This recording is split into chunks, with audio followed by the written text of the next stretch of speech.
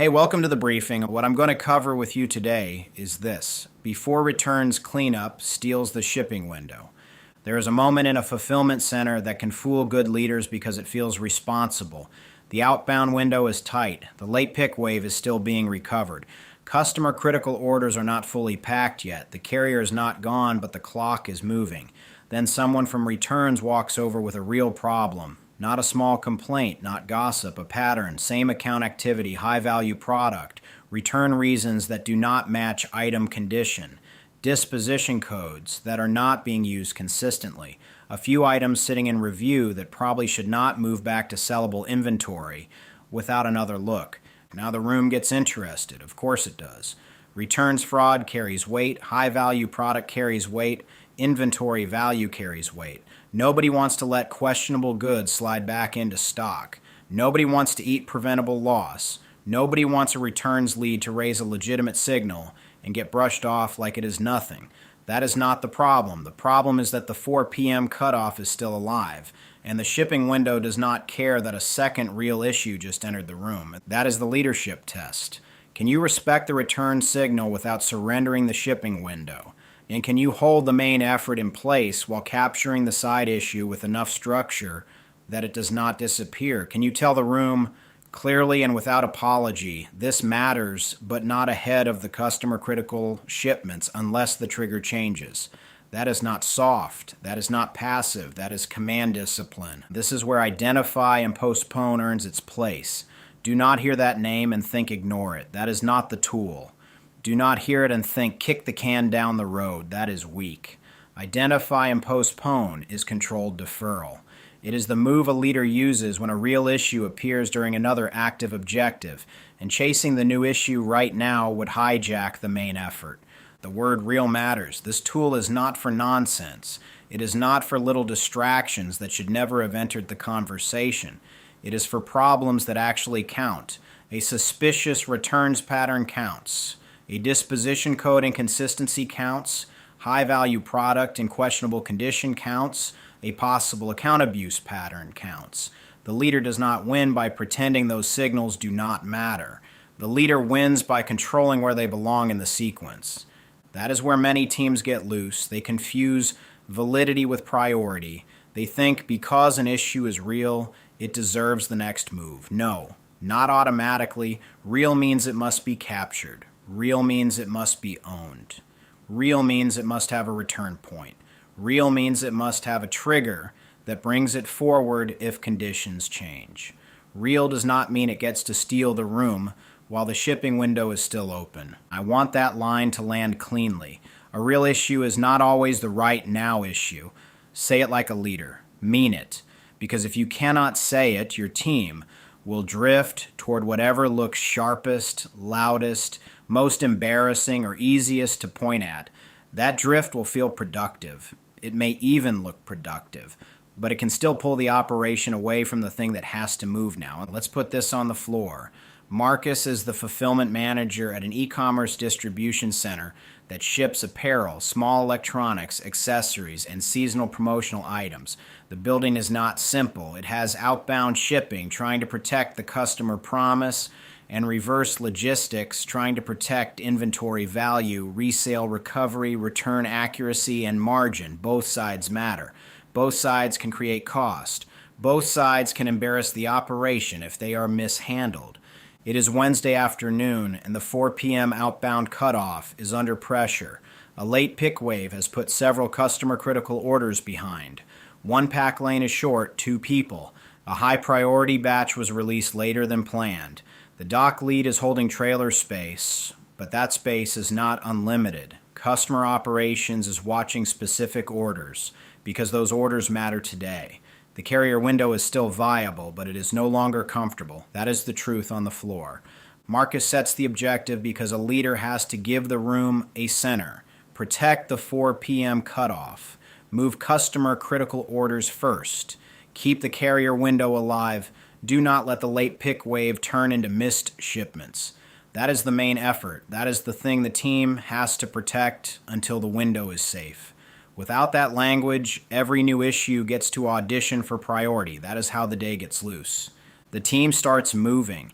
Pickers are clearing priority locations. Pack stations are building cartons. Shipping leads are checking what has to load first.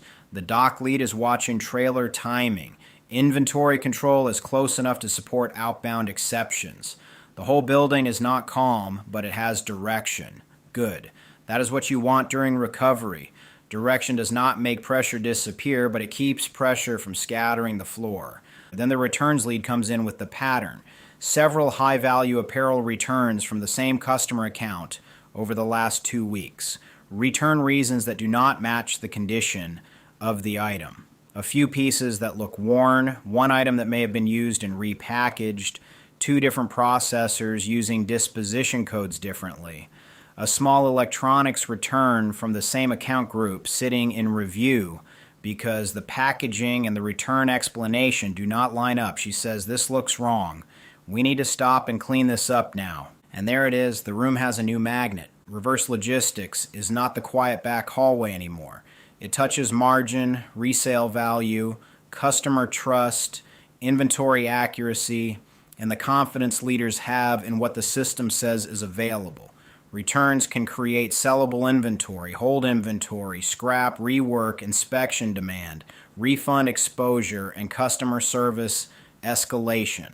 That means a return signal deserves respect. Good. Give it respect. But respect does not mean surrendering the floor to it while the carrier window is still open. This is the point where a leader has to be sharper than the room. The room will often follow the issue with the cleanest story. A suspicious return has a clean story. You can hold it in your hand. You can show the label. You can show the reason code. You can show the customer history. You can say, "Look at this. This is wrong." The outbound recovery is harder to see because it is spread across locations, carts, pack stations, trailer space, order priority, and a clock that keeps moving. The side issue looks cleaner, so the room wants to chase it. That is human. It is also how the shipping window gets stolen. That moment is the whole episode, not the fraud investigation, not the return policy, not a legal analysis, not a loss prevention procedure, the moment. The second the room starts deciding whether the serious-looking side issue gets to take over the current objective. The first instinct makes sense. Stop and inspect it. Pull the account history. Bring in inventory control. Check the items. Look at whether any were already returned to stock. Ask if the account needs escalation. Ask if the disposition codes are wrong across the returns team. Ask if other high-value items are affected. That all feels responsible. It feels like leadership attention. It feels like the team is catching something before it grows. But responsible to what? That is the hard question. Responsible to the return signal, yes. But what about the customer-critical shipments still waiting? What about the carrier window? What about the late pick wave? What about the pack lane that is already short? What about the dock lead who needs certainty about what is actually making the trailer? If Marcus lets the room swing into returns cleanup without a priority test, the team may protect tomorrow's inventory value by damaging today's customer promise. That is not control. That is overreaction with good intentions. I have seen this kind of thing in operations. People do not always lose the day because they are lazy or careless. Sometimes they lose it because they care about too many real problems at the same time, and nobody says, "This is the one we are protecting right now." That sentence has weight. It is not rude. It is not dismissive. It is leadership. The room needs a main effort, or the room will chase the issue with the most gravity. And fraud language has gravity. Let's be honest about it. The word fraud makes people lean forward. It should. Loss matters, abuse matters, bad disposition matters. But even fraud language needs a priorities test when another objective is already live. Serious does not automatically mean immediate. Serious means controlled. Serious means owned. Serious means it cannot be allowed to vanish. Do not turn that into a fraud investigation on the floor. Do not turn it into a policy debate at the dock. Do not make the returns lead argue for legitimacy while the carrier window bleeds out. Confirm the issue, protect the objective, and set the route for review. Clean, firm, and fair. Here's where the failure actually forms. It does not form when the returns lead. raises the concern. That is good. You want people surfacing signals. You want the returns lead to notice patterns. You want processors paying attention to condition, packaging, disposition, and account behavior.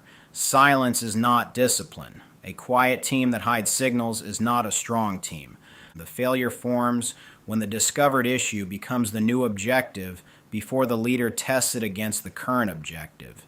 That is the crack in the sequence. Someone opens the customer account. Someone pulls item photos.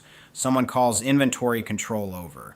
Someone asks which processor touched the return. Someone wonders whether the item should be frozen. Someone asks if similar accounts exist. Suddenly, the outbound recovery is still technically happening, but the leadership attention has moved. Do not miss that. The floor may still be moving while the leader's attention is shifted. That is dangerous because the leader can feel like both issues are being handled. They are not. One of them is getting command attention and the other is running on leftover momentum. During a shipping cutoff, leftover momentum is not enough. You need focus. You need sequence. You need clean priorities. You need people to know what gets protected first. If Marcus chases the returns issue now, the first cost is momentum. Pack stations lose rhythm. The dock lead loses confidence. Inventory control gets split. Shipping supervisors start answering returns questions instead of moving freight. The carrier clock keeps moving. A recoverable window starts turning into a miss. That is how it happens, not with a dramatic collapse. With a few minutes here, a few people there, and a room that forgot what owned the moment. The second cost is operational noise. Now the team has two objectives, both real, both pulling attention. That creates crosstalk. The returns lead wants a decision. Outbound wants support. Inventory control wants to know where to stand. Customer operations wants to know if the customer critical orders will ship. Nobody is trying to fail. Everyone is trying to help. But helping without priority can create drag. The third cost is rework. The returns issue may not even get solved correctly during the cutoff. That is the part leaders forget. Chasing an issue at the wrong time does not guarantee a good fix. It often produces partial information, rushed judgment, poor documentation, and a second conversation later. Now you damage the shipping window and still have to come back to the returns issue. Bad trade. There is one more cost that does not always show up on the first report. When leaders let serious side issues hijack live execution, the team learns the wrong lesson. They learn that the next sharp issue can pull command attention away from the main effort. They learn that the objective changes when the topic sounds serious enough. That makes future recoveries weaker. The floor starts waiting to see what leadership will chase next instead of staying locked onto the current objective. And when leaders dismiss side issues too hard, the team learns the opposite wrong lesson. They learn not to raise signals. They learn that returns patterns, disposition concerns, label problems, small account signals, and process inconsistencies are not worth mentioning during pressure. That is also dangerous. The right culture is not chase everything. The right culture is not ignore everything.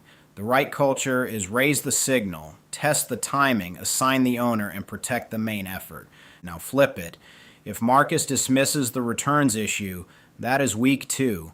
He cannot say, forget it, we have orders to ship, and call that leadership. That tells the returns lead that raising a pattern is pointless when outbound is busy. It lets questionable product sit. It leaves disposition inconsistency alive.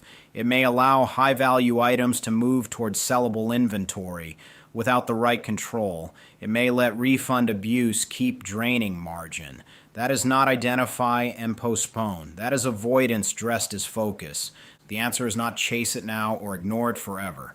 That is lazy framing. The answer is control the timing. Marcus needs to speak directly. Something like this. Good catch. This is real and we are not losing it. The 4 p.m. cutoff remains the main effort. You own the returns pattern with inventory control. Bring it to the post-cutoff review today. If any flagged item is needed for today's outbound orders, if any flagged item is about to return to sellable inventory, or if a customer impact decision is required before cutoff, bring it forward immediately. Until that trigger hits, we protect the shipping window. That is clean. That is firm, that is human. It tells the returns lead she did the right thing by raising the issue. It tells the floor the cutoff still owns the moment. It tells inventory control when to engage. It tells leadership what will change the timing. Nobody has to guess. Nobody has to feel dismissed. Nobody gets to let the issue float. This is the difference between postponement and disappearance. If no one owns it, it was not postponed, it was lost.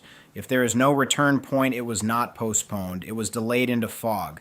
If there is no trigger, the team has no way to know when the timing changed. That is why identify and postpone is disciplined. It is not a shrug. It is not a junk drawer. It is not, we will circle back, which is often business language for we hope nobody remembers. No. Bring it back on purpose. That is the command. That is the tone. Not frantic, not dismissive. Command presence with enough respect that people keep bringing real signals forward. The floor does not need confusion dressed up as flexibility. It needs a decision, and it needs it now. No wandering, no fog. Go. The better read is not, returns can wait because outbound is busy. That is too blunt. The better read is not, stop the floor because the returns pattern looks serious. That is too reactive. The better read is, the returns issue matters and the outbound cutoff is the right now objective unless the trigger changes. That phrase, unless the trigger changes, is important. It keeps the leader honest. If the flagged item is about to be released into sellable inventory, maybe the timing changes. If the flagged item is needed for today's customer-critical shipment, maybe the timing changes. If a customer impact decision has to be made before the cutoff, maybe the timing changes. Identify and postpone is not stubborn. It is controlled. It watches for the condition that makes the postponed issue no longer safe to hold. That is where command voice has to be paired with humility. A leader can be firm and still be willing to update. That is real control. You do not bark the room into ignoring the issue. You do not let the room chase the issue because it got loud. You hold the objective, name the issue, define the trigger, and keep moving. Clear enough, simple enough, no drama needed.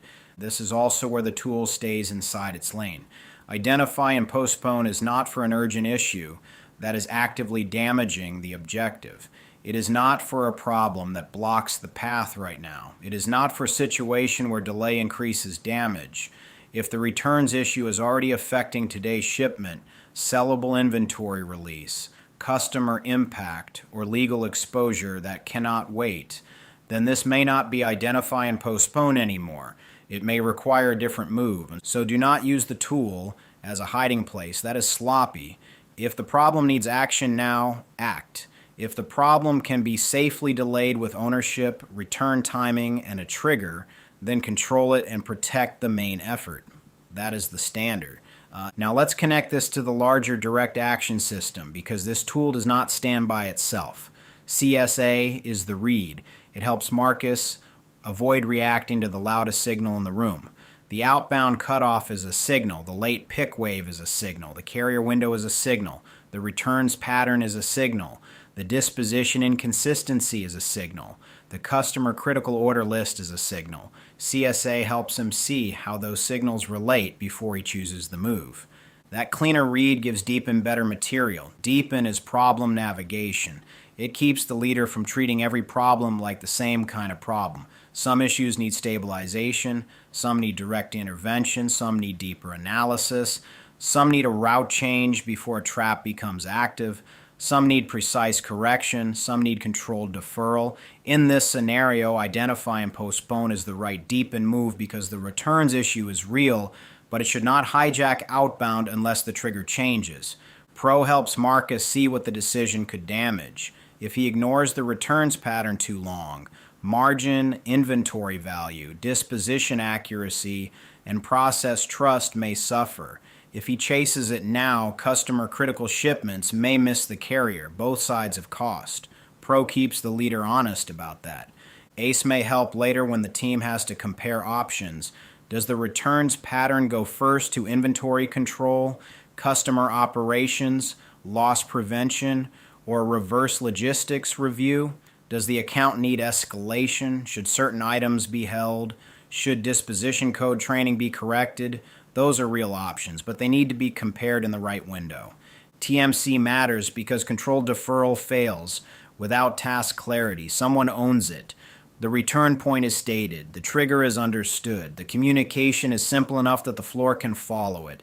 If TMC is weak, the postponed issue becomes a memory test, and memory is not an operating system. Pace and brain help if the issue grows. Maybe the pattern touches current shipments. Maybe the item is about to return to sellable inventory. Maybe customer operations needs a quick decision.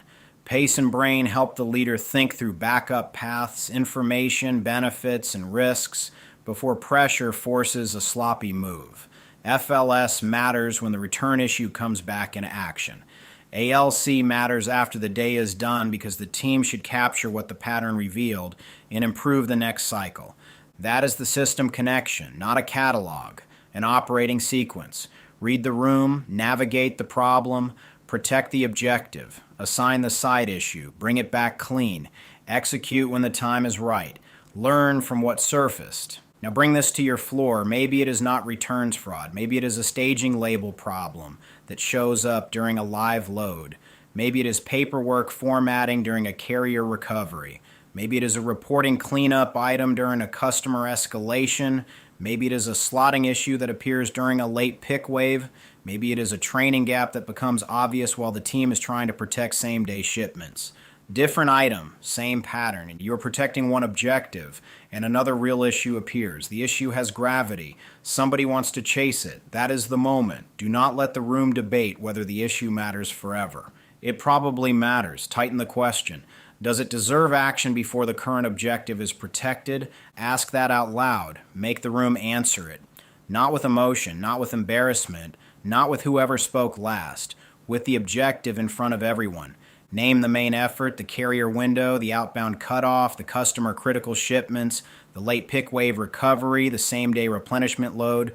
Put plain words around what owns the moment, then name the side issue. Do not let it stay foggy. A suspicious returns pattern, a disposition code problem, a high-value item in questionable condition, a customer account that needs review. Say what it is, then test both costs. What happens if we ignore it too long? What happens if we chase it now? That is where the room gets honest. A leader is not choosing between caring and not caring. A leader is choosing sequence. After that, assign ownership. One person, one role. Clean handoff, then set the return point. Post-cutoff review, end-of-day huddle, reverse logistics review, inventory control meeting, loss prevention window. Whatever fits, name it, then set the trigger. What changes the timing? What makes this issue no longer safe to hold? If the team cannot answer that, the deferral is not controlled yet. This is practical. This is not fancy. This is the kind of leadership language that keeps a floor from scattering when a real side issue shows up with teeth. You do not need a lecture in the moment. You need a clean command that protects the main effort and respects the issue. This is why I want the command voice here, not a soft suggestion. The floor needs to hear the decision, not a long explanation, not a lecture, a clear operating call. The shipping window owns the next move. The returns issue is captured. The owner is named. The return point is set. The trigger is known. Now move. That kind of clarity calms the work because people know what to do with the issue and what not to abandon for it. Here's the leadership lesson. A logistics team can lose the shipping window by doing work that matters. That is what makes this dangerous. The team is not wasting time. The issue is not fake. The people are not careless. They are trying to protect the business. Good. But if they chase the wrong issue in the wrong window, the customer promise still pays the bill. That is the standard, not effort, not concern, not how serious the issue sounds. The standard is whether the action protects the objective in front of the team right now. The returns lead may be right. The account pattern may be real. The product may need review. The disposition codes may need correction. The reverse logistics process may need tightening. Fine. Capture it, own it, bring it back. But do not let it steal the 4 p.m. cutoff unless the trigger says it must.